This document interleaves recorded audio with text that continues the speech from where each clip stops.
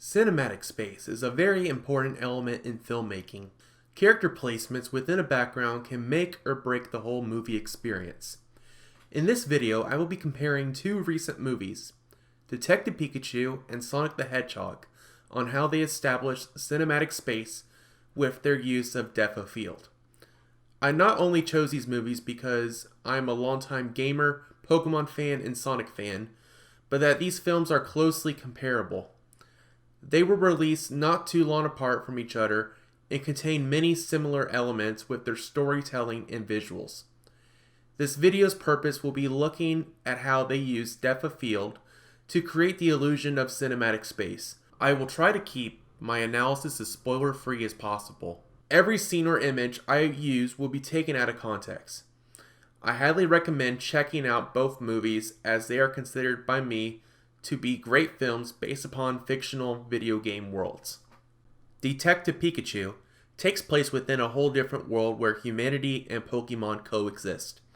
The movie begins with a mysterious scene where a car is quickly leaving a laboratory containing the legendary Pokemon Mewtwo. Mewtwo breaks out of his container and chases the car only for it to crash. We are introduced to Tim, the main character of this movie, and his place within the society. Everyone has a partner Pokemon except for him. His friend even tries to help him catch a wild Cubone, which ends up in a failure. Tim gets news that his father and partner Pokemon tragically passed away in an accident and is summoned to Rhyme City, his father's hometown, to be further informed and visit his father's house one last time. Upon walking into his father's apartment, he finds a poisonous gas in a small container labeled R, and is met with a mysterious talking Pikachu with amnesia, voiced by Ryan Reynolds, my favorite thing about this movie. Together, they go on a journey to discover the truth behind his father's tragedy and regain Pikachu's lost memories. Unlike Detective Pikachu, Sonic the Hedgehog takes place within the real world. However, there is to be noted that other worlds exist outside the realm of Earth. We are met with this in the very beginning when we are introduced to a child Sonic the Hedgehog, who lives in a world different than Earth, protected by a guardian named Longclaw the Owl.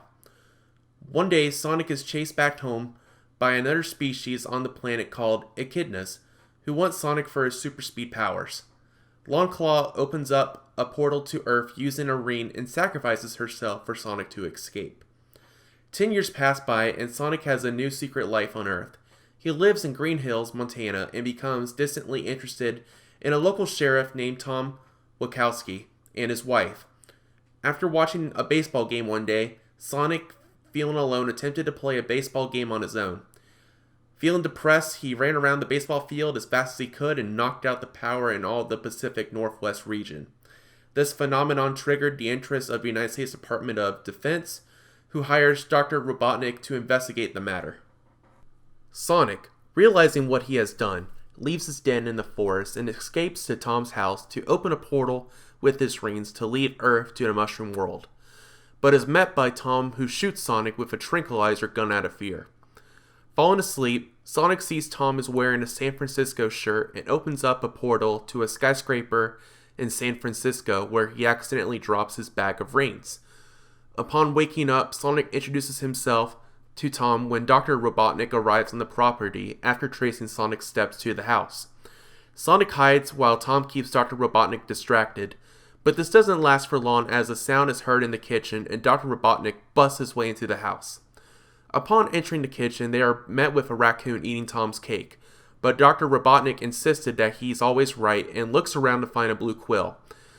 Back to a wall, Tom tries to explain himself with Dr. Robotnik about to kill him, when Sonic comes from under the table, startling Dr. Robotnik and giving Tom a chance to knock him out. Let's just replay that scene one more time. It's the replay! Tom and Sonic escape on an adventure to San Francisco with Dr. Robotnik on their tails to capture Sonic for his research.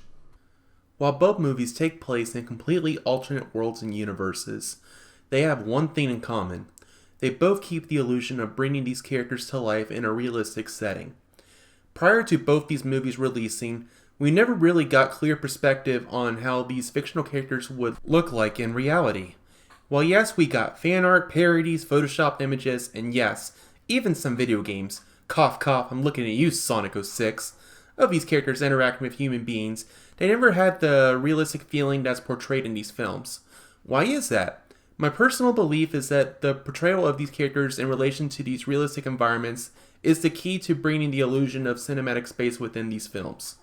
For example, here is a part of the movie where Sonic is dancing in front of Dr. Robotnik's crashed vehicle. In this scene, we see that Sonic is clearly in a highway setting where he is part of this world. The way he was animated makes him fit perfectly in this environment. Sonic doesn't look too unrealistic because of the lighting and aesthetic of his body and fur.